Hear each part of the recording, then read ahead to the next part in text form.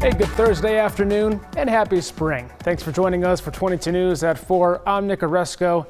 Brian Lapis, exciting news that it is the first day of spring. As of 5:01 this morning, we are in the spring equinox. Just saw the seasonal outlook from the National Weather Service, and it looks like spring is going to be, at least the chances for spring to be warmer than average are pretty good. Okay. So there's that. Good news. And we had a very warm day here yesterday. Today we've kind of leveled off into the 50s. Do want to mention that we've had a couple of traffic fiascos to talk about. In particular in Palmer, while the map is showing that the Pike is moving smoothly, which is great news, there was an accident on Route 67 in Palmer that closed Route 67 and also closed one of the eastbound lanes of the Pike in Palmer. So just something to keep in mind over the next hour or so, that there could still be some lingering problems on Route 67 in Palmer and on the Mass Pike in Palmer. Otherwise, we're in good shape. 91 north and southbound is fine, and 291 looks good as well. 391 also running fine. Let's take a look at temperatures. Kind of a wide variety here.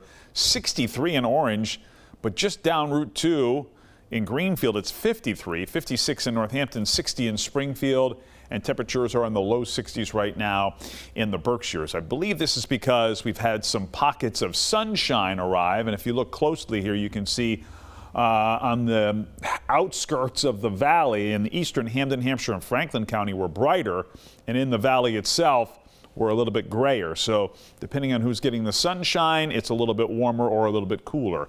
We've also got the rain that's off to the west. We'll talk about that with our 22 News Storm Team Skycast in just about 2 minutes. We are getting ready for a big weekend in Holyoke, and so is the city, with the popular road race on Saturday and then the 72nd annual Holyoke St. Patrick's Parade on Sunday. According to Holyoke Police Chief Brian Keenan, the city is well equipped to handle the increase of hundreds of thousands of people. He said the city prepares all year round for the weekend. This year, there will be around 200 officers on the lines of the parade using the best practices for crowd control.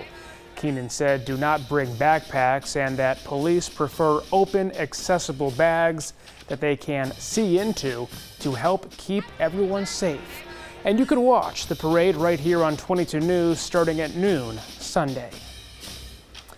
The Hamden County DA's office has identified the 2 drivers in connection with a deadly pedestrian crash in Chicopee.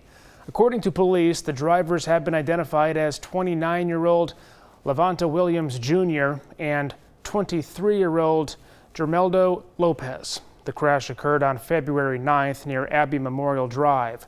The victim, 34-year-old Vanessa Perez of Springfield, died due to her injuries. They both face multiple charges, including negligent operation of a motor vehicle and leaving the scene of personal injury and death. They are scheduled to be arraigned on April 8th and 9th. A final pretrial hearing is scheduled today in the Karen Reed case. Her defense team is waiting for the judge to rule on their request to delay the start of her retrial. They want to wait for a ruling on their request to dismiss certain charges against her. The defense has also filed their last list of prospective witnesses ahead of next month's retrial. The filing lists 91 names, including many familiar names from the first trial. The Norfolk District Attorney and now former State Trooper Michael Proctor could also be called to the stand. Rick Sullivan, the president and CEO of the Western Massachusetts Economic Development Council, announced his retirement this morning at a meeting of the organization's board of directors. His last day will be December 31st. The 66-year-old spent 11 years as head of the organization. Before that, Sullivan was mayor of Westfield from 1994 to 2007, and then held leadership roles with the Executive Office of Energy and Environmental Affairs and the Department of Conservation and Recreation, before serving as Chief of Staff for Governor Deval Patrick in 2014 and 2015.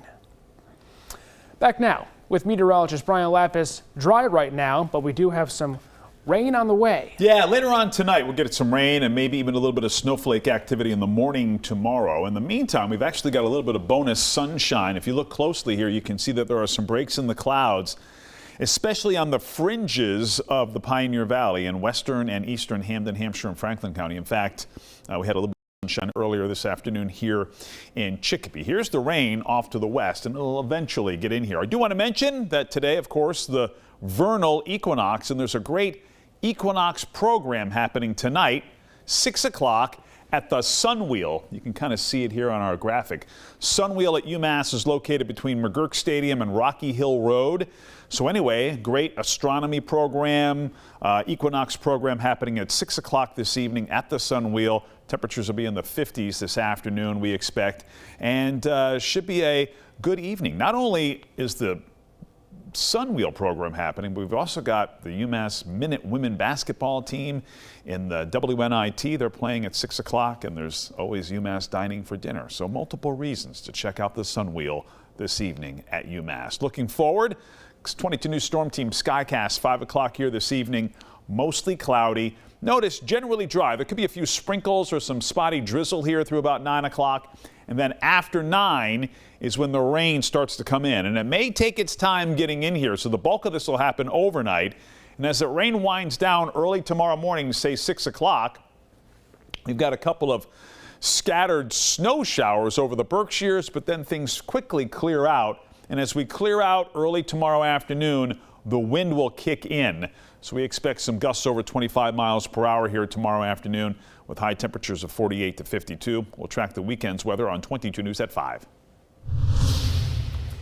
ESPN reports that the Boston Celtics have been sold for $6.1 billion, the largest amount even for a North American sports franchise. The team will be purchased by Bill Chisholm, a Massachusetts native who founded the California-based private equity firm Symphony Technology Group.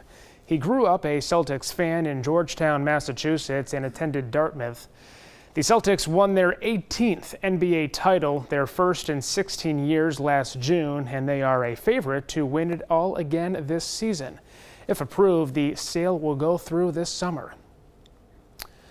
Well, Brian Lapis mentioned this. Weather looks dry. Today is the first day of spring, and UMass celebrated the spring equinox at the standing stones of their Sunwheel.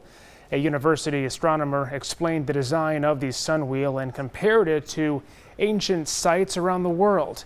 He also explained the seasonal positions of Earth, the Sun, Moon, and other aspects of the equinox. The first demonstration was held this morning at 6:45, and as Brian mentioned, there will be a second demonstration tonight at 6, and it lasts about 3 hours. Tonight on 22 News, starting at 5, President Trump is expected to sign an executive order to close the Education Department. Tonight we hear from Congressman Richard Neal on its ramifications here in the Commonwealth. And the city of Holyoke continues to be hammered by the opioid epidemic. Find out how police are developing new ways to overcome addiction.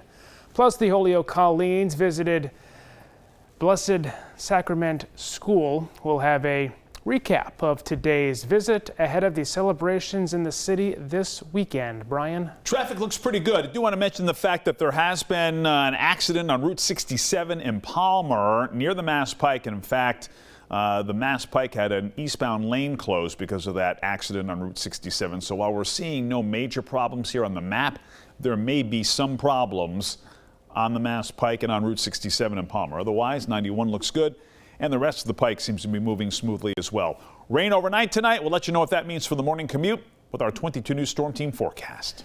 And updates anytime on wwlp.com and the free 22 News app. We'll see you tonight at 5.